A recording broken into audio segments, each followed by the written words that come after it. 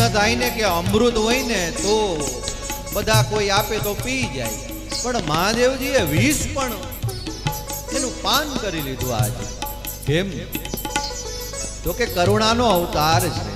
એણે એ જોયું કે જો આ વિષનું હું પાન નહીં કરું તો આ વિષ સાર્વભૌમ સૃષ્ટિનો નાશ કરશે. અને એ સમયે કહ્યું છે ભવાનીને પાર્વતીને કે જગતના કલ્યાણ માટે હવે મારે વિષ પીવું પડશે, તો હું પી જાઉં. પોતે વિષનું પાન કરી અને જગતનું જે કલ્યાણ કરે ને એ શંકર. શંકરોતિ શંકર. સંગ એટલે કલ્યાણ. પોતે અને જગતનું જેને કલ્યાણ કરવું હોય ને એને તો હાલતા ને ચાલતા વિષ પીવું પડે, એ આદત રાખવી પડે. એ જગત તરફ ન જોવે, એ જગતનું કલ્યાણ શેમાં છે એના તરફ જોવે. અને મહાદેવજી આજ જોયું છે કે જો હું આ વિષનું પાન નહીં કરું તો સૃષ્ટિ આજ ભયભીત થશે, નાશ થશે. અને ત્યારે જગતનું કલ્યાણ કરવા માટે કરુણાનો સાગર કૃપા અવતાર શિવ આ વિષનું પાન કરવા માટે તૈયાર થયા છે. પણ આ વિષ પચ્યું શું કામ? એને કારણ કે એના મસ્તક ઉપર જ્ઞાન ગંગા છે અને ભાલની અંદર ચંદ્ર છે, અને પરિણામે વિષ પણ એના આરામ આપવા વાળો બને. શિર જ્ઞાન ગંગા ચંદ્રમા, શિર જ્ઞાન ગંગા ચંદ્રમા, ચિદ્ર બ્રહ્મ જ્યોતિ લલાટમાં, ચિદ્ર બ્રહ્મ જ્યોતિ લલાટમાં, વિષ્ણાગમાલા કંઠમાં, વિષ્ણાગમાલા કંઠમાં, નટરાજ રાજ નમો નમઃ. સત સૃષ્ટિ તાંડવ રચયિતા, નટરાજ રાજ નમો નમઃ. સત સૃષ્ટિ તાંડવ રચયિતા, નટરાજ રાજ નમો નમઃ.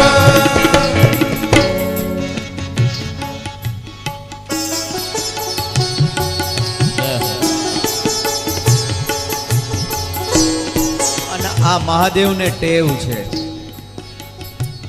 બધું અમંગલ હોય ને એ ગ્રહણ કરવાની.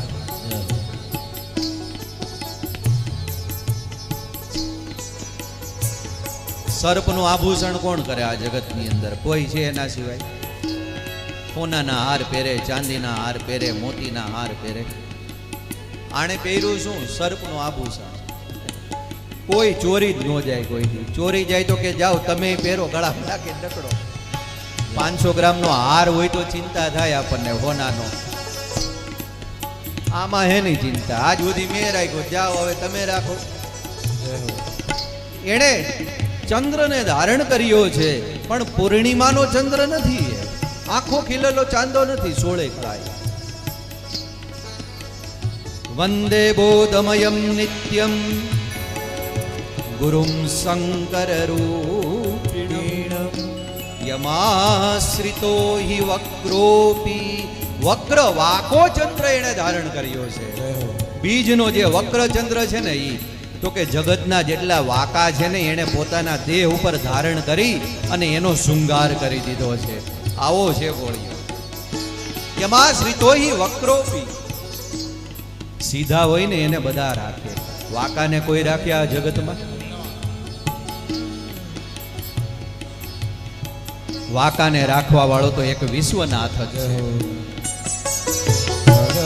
પીળા પિતાંબર પહેરે દેવતાઓ, સોના ચાંદીના તાર હોય, રેશમી પિતાંબર પહેરે.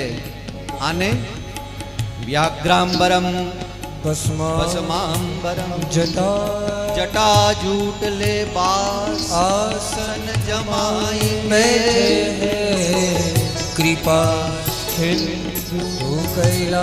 મેકઅપ કેવો એનો? પપ પાવડર. તો કે સ્મશાનમાં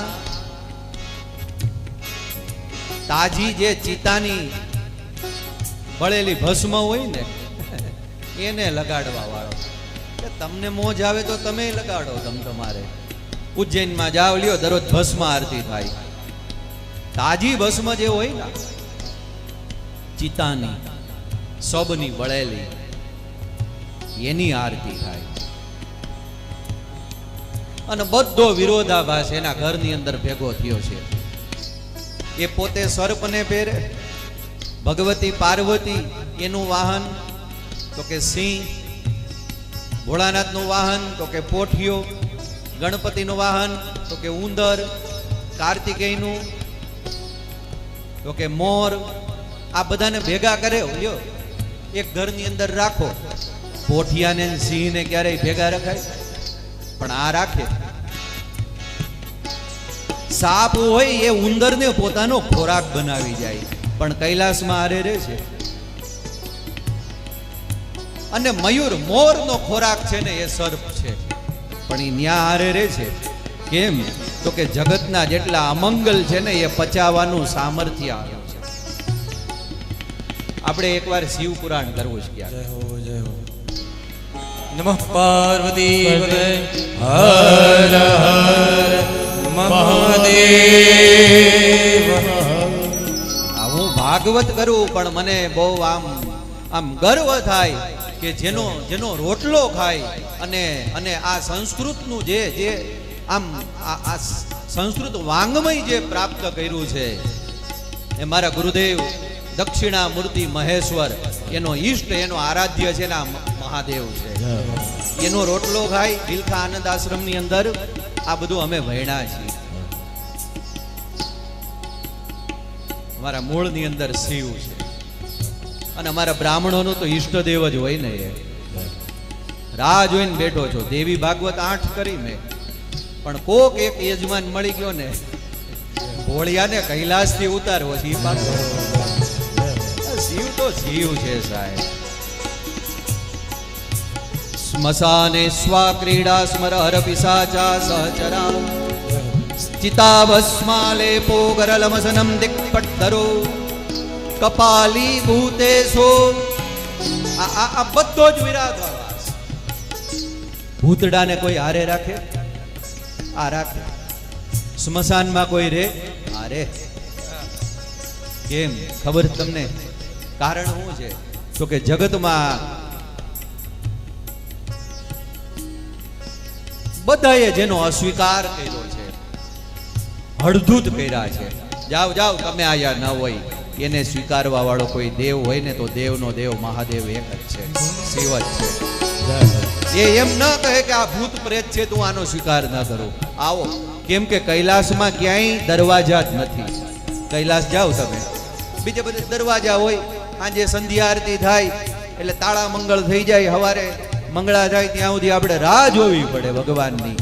આ કૈલાસમાં ક્યાંય દરવાજા જ નહીં. 10 દિશાઓમાંથી જ્યાંથી આવવું હોય ને આવો. આ તો બેઠા છે આયા. વ્યાઘ્રાંબરમ રસમાંબરમ. એક બિલ્વ પત્રમ એક પુષ્પમ એક લોટા જલ કી ધાર. અને એની પૂજા કેવી? એની પૂજા કેવી? બીજા બધા દેવી દેવતાઓને મનાવવા હોય ને આપણે તો જુદા જુદા પ્રકારના થાળ બનાવવા પડે ને, ભોજન બનાવવા પડે ને, અન્નકૂટ બનાવવા પડે ને, પીળા પિતાંબર, રેશમી વાઘા, સુંદર મજાનું સુગંધી સ્નાન કરાવવું પડે, ત્યારે ભેગું થાય. આને થાય નહીં. આની પૂજા કઈ રીતે થાય? તો કે એક બીલીનું પાન લઈ લ્યો, ચોખાના દાણા લઈ લ્યો, એક લોટી જલ લઈ લ્યો અને એના ઉપર ચડાવી દો ને તો શું થાય? एक बिल्व पत्र में एक पुष्प में एक लोटा जल की धार. आसन जमाए बैठे हैं चंद्रमौली फलचार. एक पत्रम एक पुष्पम एक लोटा जल की धार दयालु देव રીझते हैं फल देते हैं चंद्रमौली चार. બીજા તો મોટા મોટા યજ્ઞ કરીએ ને ત્યારે ભેગું થાય. આની તો આટલી પૂજા કરો ને ફલ દેત હે ચંદ્રમૌલી ચાર. એના જીવનની જોડીની અંદર ધર્મ અર્થ કામ મોક્ષ. જો જ્યોતિષ શાસ્ત્રની અંદર એક નિયમ છે કે જેને ઝાઝા ગ્રહો નડતા હોય ને અને એણે એક આરે સમાધાન કરવું હોય ને તો એણે ભોળાનાથને પકડવા. આવું હું નથી કહેતો, ભૃગુ સંહિતામાં લખેલું છે. તમે એને પકડો ને. કેમ? તો કે ગ્રહાધિપતિ છે એ પોતે. ગ્રહાધિપતિ નામ છે. શિવ સહસ્રાવલીની અંદર એક નામ શિવનું ગ્રહાધિપતિ, ગ્રહોના અધિપતિ.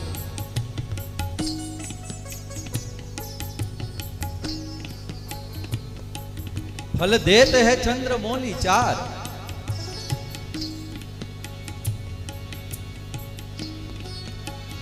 એકવાર તો બ્રહ્માજી ગયા ભગવાન વૈકુંઠની પાસે, વિશ્વનાથ ભગવાન વિષ્ણુની પાસે, અને કીધું કે લ્યો આ બધું સંભાળો તમે, મારે આ રાજીનામું દઈ દેવું છે, હવે મારે વિધાતા નથી બનવું.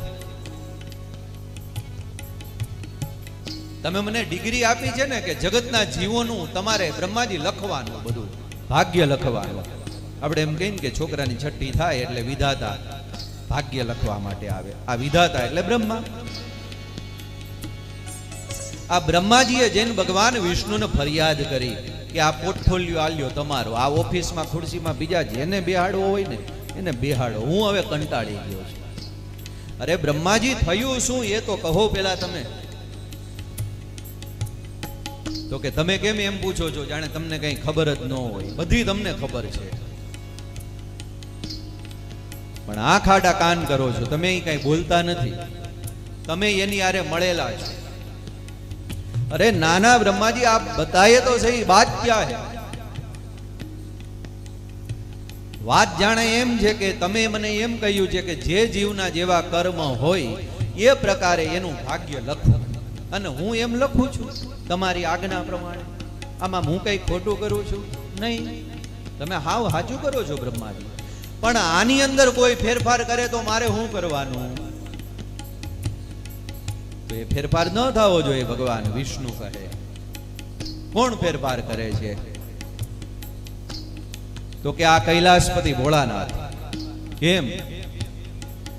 તો કે જે જીવના કર્મ પ્રમાણે મેં જે ભાગ્ય લખેલું હોય, પણ આ શિવના શરણે કોઈ પણ જીવ જાય અને એની પૂજા કરે, એને ભાવે કબાવે ભજે, એનું નામ લે, અને આ ભોળિયો આશુતોષ અવઢર દાની એવો દયાળુ છે, એની સામે ઉભા રહીને કોઈ બે આહુડા પાડે હાથ જોડીને, એટલે દ્રવીભૂત થઈ જાય છે.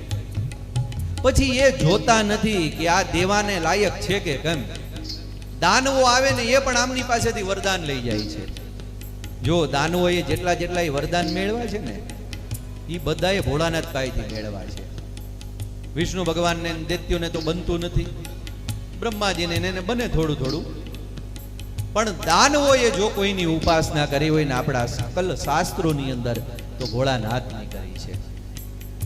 બ્રહ્માજી કહે કે આમની પાસેથી આવા બધા વરદાન લઈ જાય છે, અને પછી એ ભગવાન તમારી સૃષ્ટિની અંદર આવી મોટી ગડબડો થાય છે બધી, અને બધો ઓળિયો ઘોળિયો મારા ઉપર આવે છે.